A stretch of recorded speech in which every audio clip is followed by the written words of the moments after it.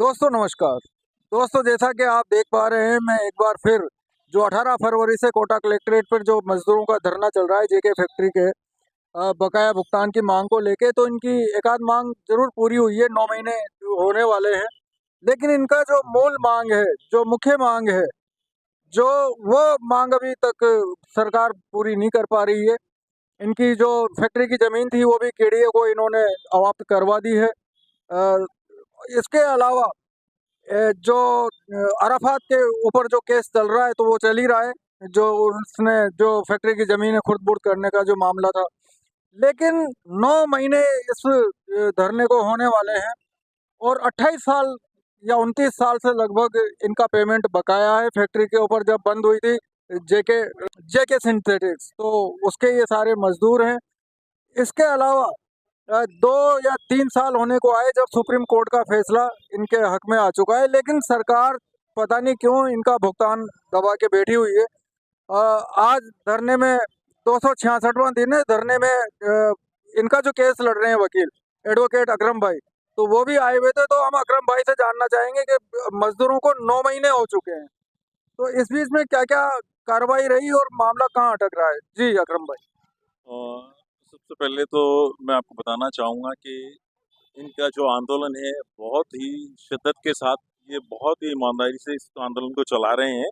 और इस आंदोलन का एक असर ये भी रहा है कि सरकार ने इनको बिल्कुल दरकिनार नहीं किया और सरकार इनका सहयोग कर रही है। हम सरकार का भी बहुत बहुत धन्यवाद देना चाहेंगे कि सरकार ने इस चीज को सही मानते हुए, इस फैक्ट्री पर मजदूरों की लाइबिलिटी मानते हुए उसे अवाप्त किया। अब अवाप्त किया, सरकार की भी कुछ मजबूरियां होती है कि सरकार ने इसको केडीए को ट्रांसफर भी किया, लेकिन उसमें आज दिनांक तक जमीन को कहीं खुर्द-बुर्द नहीं किया गया, जिसका एक और ना ही इसको पेमेंट, इनको मजदूरों को पेमेंट दिया गया। उसका कारण ये है कि अराफात ग्रुप की तरफ से एक रिट याचिका राजस्थान हाईकोर्ट में लगाई हुई है, जो इस बात के लिए, जो अराफात ग्रुप ने ये कहा है कि हमारा ये जो आबाद किया गया फैक्ट्री को, वो गलत किया गया। अच्छा। अब सरकार अगर मान लो, चूंकि प्राइमरी पेशाई रूप से सरकार ने मजदूरों की लाइबिलिटी मानते हुए इसको सही प्रकार से जब्त किया, लेकिन सरकार भी ये मान रही, चूंकि हाईकोर्ट एक सर्वोपरि है, सरकार से भी ऊपर बोर्ड है। अगर कल को खुदा ना खास्ता हाईकोर्ट ने ये ऑर्डर दे दिया या किन्हीं कारणों से, जो जिसकी कोई संभावना नहीं है कि ये अराफात ग्रुप को वापस दे दी जाए, तो अगर बाय द वे ऐसा ऑर्डर हो जाता है, तो सरकार अगर मजदूरों का आज पेमेंट कर देती है, तो उसके लिए जिम्मेदार कौन होगा?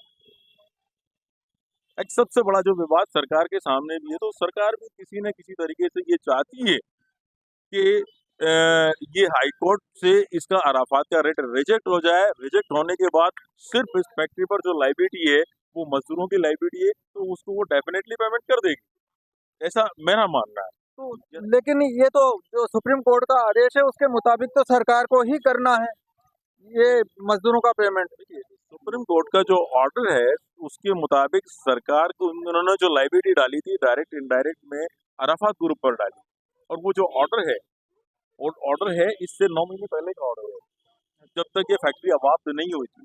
तो एक्चुअली क्या है कि डिफॉल्ट इसका पेमेंट में रहा। इन सारे कारणों से सुप्रीम कोर्ट ने इस चीज को माना था कि अराफात ग्रुप ने पेमेंट नहीं किया, पेमेंट किया जाना चाहिए था।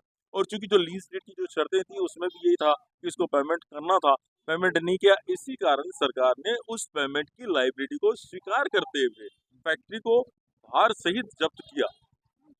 और भार सहित जब्त किया, परंतु वो भार किसको देना है, किसको नहीं देना, ये अभी हाईकोर्ट के सामने मैटर सब जुडिस है। तो माननीय उच्च न्यायालय जो भी आदेश देगा, मान लो अराफात ग्रुप की रिट याचिका खत्म हो जाती है, तो उसके बाद तो सीधे सीधे जो सरकार ने जो फैक्ट्री आबाद की, उस पर जो भार है उसको अदा करने के बाद फैक्ट्री फ्री, और नया प्लान उसमें सरकार जो भी अपना बढ़िया प्रोजेक्ट लाके कोटा में बहुत रोजगार के अवसर मुहैया कराएगी। तो सरकार भी चाहती है किसी तरीके से डेवलपमेंट हो, और मजदूरों डायरेक्टली मान के चले, मजदूरों की मदद करने के लिए सरकार उस रिट याचिका को खारिज करने के लिए पूरी तरह प्रयासरत है। बहुत अच्छे एडवोकेट जनरल वहां पर खड़े हुए हैं, जो सरकार की पैरवी करके और अराफात ग्रुप की ये रिट याचिका को खारिज कराना चाहते आपको क्या लगता है। हैं। इसमें हमने इसके पैरेलल हमने, चूंकि हम ये भी मानते हैं कि मजदूर, देखिए, 9 महीने से लगभग यहाँ पर बैठे हुए हैं, और ये आंदोलन बहुत लंबा आंदोलन है। और इस कारण देखो, हाईकोर्ट की सुनवाई में कई मर्तबा क्या होता है कि हम इस चीज़ को भी मानते हैं कि समय अभाव के द्वारा कारण या फिर रिट याचिका का नंबर ना आने के कारण तारीखें लंबी पड़ जाती हैं। तो हमने इस पैरेलल हमने चीफ सेक्रेटरी को एक ज्ञापन भी मजदूरों के मार्फत दिया है और जिसमें हमने ये मांग की है कि देखिए सब आपने फैक्ट्री को जब्त करके जो केडीए के बोर्ड लगा दिए, तो कम से कम केडीए को ये पाबंद किया जाए कि वो मजदूरों के पेमेंट की अदायगी तक उसकी 1 इंच जमीन को भी खुर्द नहीं करे। और साथ ही एक हमने एक ऑप्शनल ये भी दिया कि सरकार मजदूरों का पेमेंट कर दे और अगर रिट याचिका मंजूर भी होती खुदा न खास्ता अराफात ग्रुप की, तो subject to deposition of payment, यानी जो सरकार मजदूरों को पेमेंट दे रही है वो उससे जब्त करे, क्योंकि लाइबिलिटी तो उसने मानी है सरकार ने। तो ये भी एक ऑप्शनल है जिससे आज जो मजदूर इतने 28-29 साल की लड़ाई में कई मजदूर निकल लिए, बेचारे चले गए, जिनको आज इस न्याय की उम्मीद में, तो वो भी एक ऑप्शन है।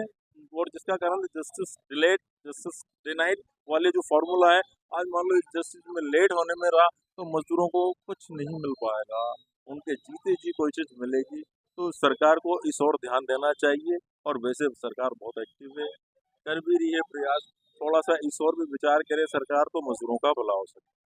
तो दोस्तों ये तो हैं कानूनी लड़ाई लड़ने वाले मोहम्मद अकरम साहब, जिन्होंने मजदूरों का कंधे से कंधा मिला के साथ दिया और इस लड़ाई को यहाँ तक इन्होंने पहुँचाया है।